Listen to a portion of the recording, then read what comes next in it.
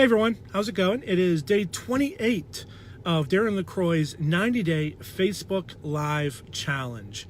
And I am on my way back home tonight from practice for a storytelling show that I am part of on Thursday. So my question for you tonight is pretty simple.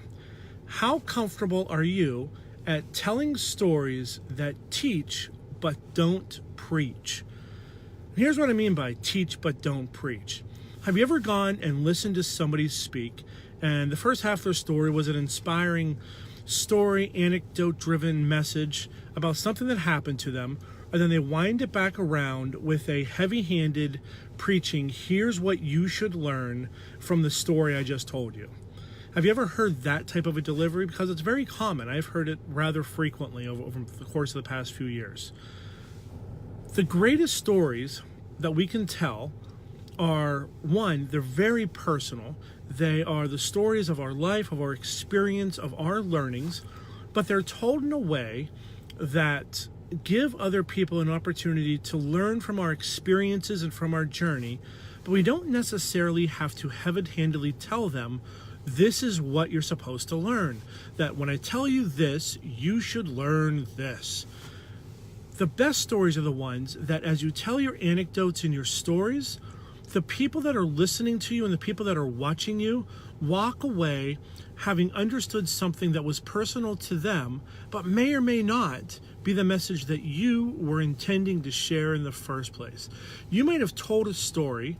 I'm going to tell a story on Thursday about how Kelly and I have moved 30 times roughly, and I've moved 42 times in the course of my life. Yes, 42 times. That is actually the correct number for how many times I have moved.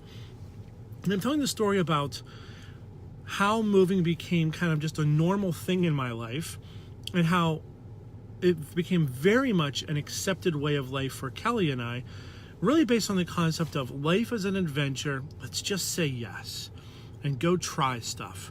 And that's how she and I live our life a lot. We are open for the adventure, whatever that may bring, and we're open to whatever types of opportunities and adventures are out there. We just say yes to them. So the story I'm telling on Thursday is about kind of how that has transpired, some examples of where that has transpired, but not necessarily the what you're supposed to learn from it. So as you walk away, you might learn and apply to your own life that you need to be more open. Some people might learn that maybe you need to be more structured. Some people may learn that you want to say yes more often.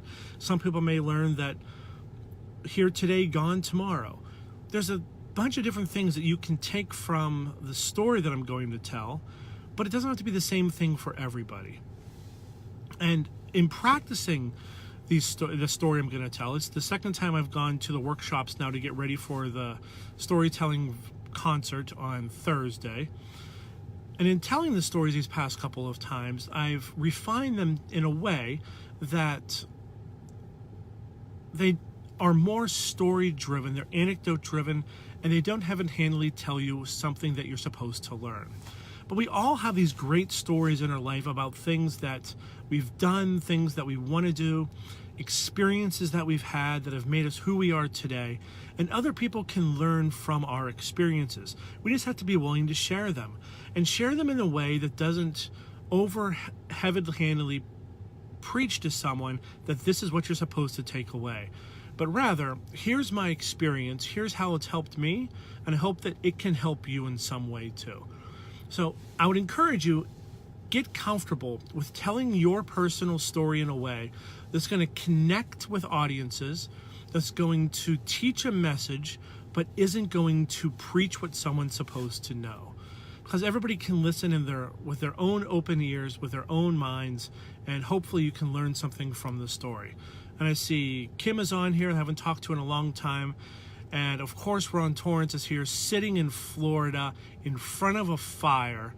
And his story is about one of the most crazy stories I've ever heard of someone giving up a life in California for love in Erie, Pennsylvania. There's a lot of great story behind that, Ron, that would be a great story for you to tell someday. But learn how to tell your story with being more of a teacher and less of a preacher, and you'll find you get a much bigger audience, and you'll find that you get a much better reaction from those people who listen to your story. So until tomorrow, my friends, I'll talk to you later.